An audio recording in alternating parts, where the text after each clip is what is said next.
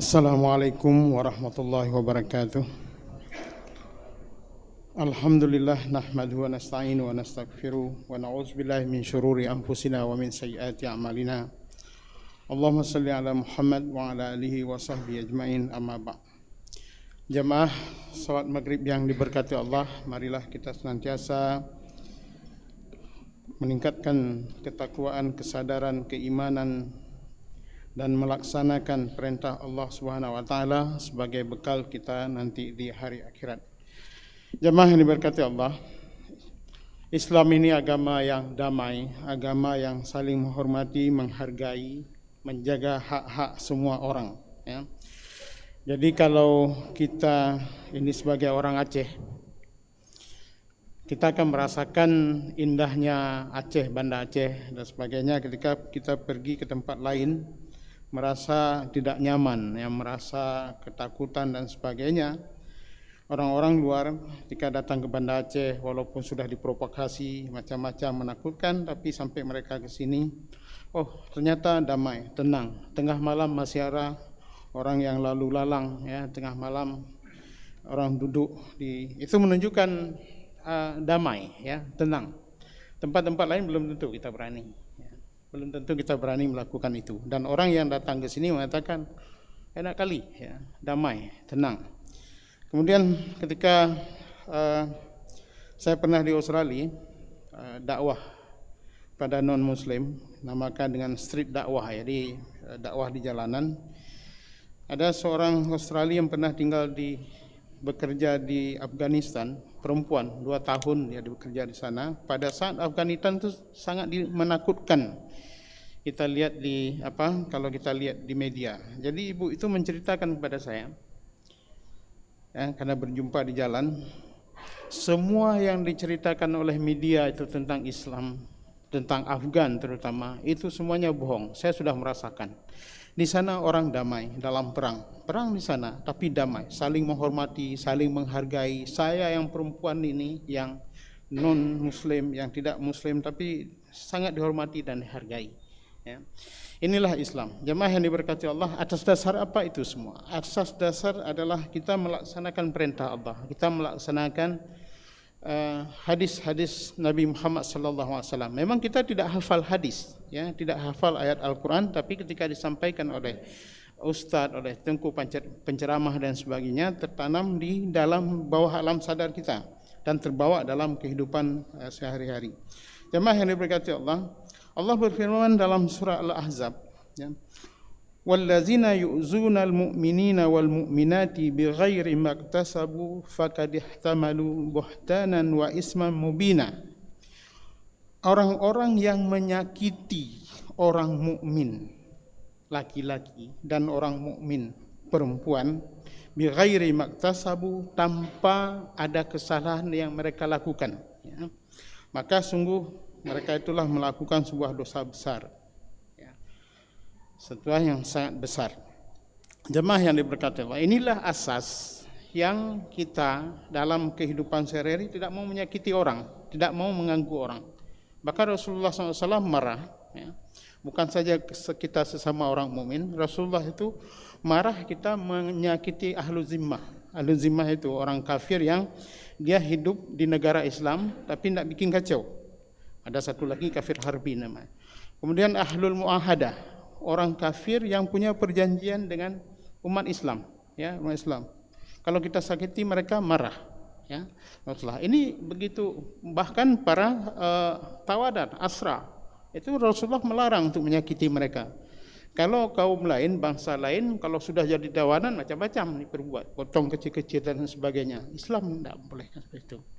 Kalaupun ada orang yang melakukan hal semacam itu, itu tidak merefleksi atau dia tidak melaksanakan apa Islam yang sesungguhnya.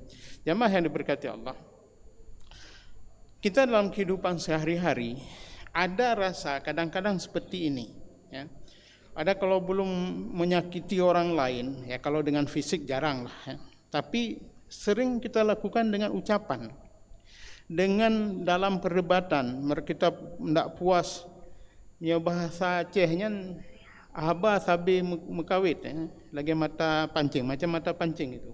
ngomong-ngomong tapi ujungnya itu nusuk, narik, sakit gitu. Ini kalau hal semacam itu, kita harus sadar, itu kita melakukan berdasarkan ayat ini, itu dosa besar. Menyakiti perasaannya dan sebagainya. Termasuk kita menghibah, ya, menceritakan dia di belakang, kemudian menjatuhkan martabatnya dan sebagainya. Walaupun jemaah yang diberkati Allah, dibolehkan dalam Islam itu ghibah. Seperti kita Al-Quran menghibah, ya, orang-orang zalim seperti Fir'aun, dan Namrud, Hammam dan sebagainya, ya, Abu Jahal. Sampai hari ini masih diribah mereka, ya. Masih diribah oleh Allah Subhanahu wa taala. Boleh kalau orang zalim seperti itu. Ya, jadi kita pun atau orang-orang yang punya peluang untuk menciptakan kezaliman, ya. Mau jadi pemimpin pemabuk, bokep, salat pun tak ngerti umpamanya, itu boleh saja berdasarkan apa yang diajarkan dalam Islam. Agar apa? Tidak menimbulkan kemudaratan ke depan dalam masyarakat. Islam menjaga itu semua. Kadang-kadang ketika Islam itu dipahami setengah-setengah, itu yang jadi masalah. Atau maknalai puntung bahasa Aceh, ya, itu yang jadi masalah. Kemudian jemaah yang diberkati Allah, ada satu peristiwa yang sangat menarik, ya, ketika dalam hadis dikatakan Abu Sofyan ini lewat dan menjumpai Bilal, Salman Al-Farisi, kemudian Suhaib Ar-Rumi. Ya, mereka bertiga ini orang asing istilahnya, ya, budak, ya, datang. Jadi Abu Sofyan lewat jumpa dengan mereka. Ini kan bahasa provokasi, ya, provokasi. Dan kalian ini disakiti oleh oleh tuan-tuan kalian dulu. Mereka sudah sama-sama Islam, ya, sudah sama-sama Islam. Kadang-kadang timbul semacam itu. Apa, ya, disakiti oleh tuan-tuan kalian dulu. Ya. Dimanfaatkan. Dan ini bahasa provokasi yang menyakiti. Siapa yang disakiti? Ya, sakiti tuan-tuannya sebelumnya, mereka juga sudah Islam. Jadi berita itu datang sampai kepada telinga Nabi dan sampai ke telinga Abu Bakar. Abu Bakar itu tuan besar dulu, punya banyak budak, ya. Jadi ketika datang itu Rasulullah bertanya, "Ya Abu Bakrin, la in kunta aqdabtahum, ya lakad aqdabta rabbuka." Jadi Nabi memberi peringatan yang keras kepada Abu Bakar. Yang itu orang Abu Bakar itu dikenal oleh Rasulullah SAW, sahabat dekatnya. Wahai Abu Bakar, kalau kamu melakukan sesuatu yang membuat mereka, budak-budak kamu itu marah, ya, maka Allah marah sama kamu. Ya. Maka Abu Bakar datang kepada mereka ini, Bilal, ya, datang kepada Suhaib, Salman, yang orang-orang yang diprovokasi oleh Abu Sufyan. Ya. Ini pelajaran penting. Ya. Tanya, Abu Bakar tanya, apakah aku pernah menyakiti kalian? Ya, apakah aku pernah menyakiti kalian? Apa katanya? Tidak, ya, tidak pernah. Semoga Allah mengampuni engkau wahai Abu Bakar. Ya, jadi bahasa ini apa? Kalau terjadi misalnya provokasi semacam itulah masyarakat, kita harus melakukan klarifikasi agar tidak terjadi hal-hal semacam ini terus berkembang. Kalau sudah terjadi provokasi pasti ada yang tersakiti. Kadang-kadang kan sering sekali ada orang berbicara mungkin bahasa yang agak keras gitu. Orang itu setelah selesai, itu sudah selesai dia. Ya, kita enggak mengikuti sampai habis. Kita ceritakan pada orang lain. Sipulan dengan sipulan dah berkelahi itu. Ya, ketika kita ceritakan kepada orang lain, cerita itu akan berkembang. Padahal enggak, mereka damai saja. Ini bentuk-bentuk provokasi yang Rasulullah itu enggak suka. Ya. Islam itu enggak membenarkan kita melakukan hal-hal semacam itu. Kemudian ada satu hadis lagi yang pendek juga. Rasulullah bersabda, ringkasnya senampil. Kata Rasulullah, "Man salat subhi." Barang siapa yang salat subuh, fa huwa fi zimmatillah, maka dia sudah berada di dalam perlindungan Allah. Wala yatlubunakum Allah min zimmatihi bi syai'in. Ini agak sulit kita pahami kecuali ketika kita membaca syarah penjelasan dari hadis tersebut.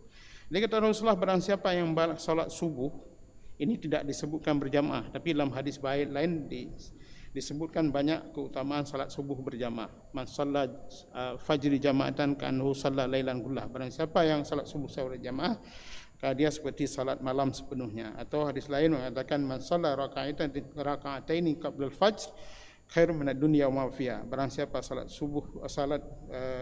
dua rakaat sebelum subuh lebih baik dari dunia dan isinya. Jemaah yang diberkati Allah. Orang yang salat subuh, mampu salat subuh itu orang mukmin, betul-betul mukmin, bukan orang munafik ya. Bukan orang munafik nak mampu salat subuh dia.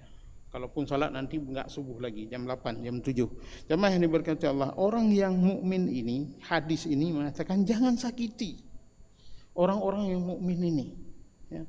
Ukuran ni kalau kita salat subuh di jamaah, jumpa dengan kawan-kawan satu masjid, jaga mereka ya. Itu kan orang-orang yang dijaga oleh Allah SWT. Karena Allah mengatakan dalam hadis ini, barang siapa yang menyakiti mereka ya, maka Allah mengatakan summa yukabbuhu ala wajhi finnari jahannam. Itu mukanya akan dilemparkan ke dalam neraka. Orang menyakiti orang-orang mukmin ini. Jemaah yang berkati Allah, ini ancaman dari Allah SWT. Jelas dalam Al-Quran, jelas dalam hadis, untuk menjaga orang mukmin laki dengan perempuan, baik secara fisik maupun secara perasaan mereka. Dan itu suatu perintah wajib. Walaupun tidak masuk dalam pembahasan fikih wajib mahdhah, tapi itu wajib kita melaksanakan. Artinya kalau kita tinggalkan, kita melawan, melanggar, itu dosa besar. Assalamualaikum warahmatullahi wabarakatuh.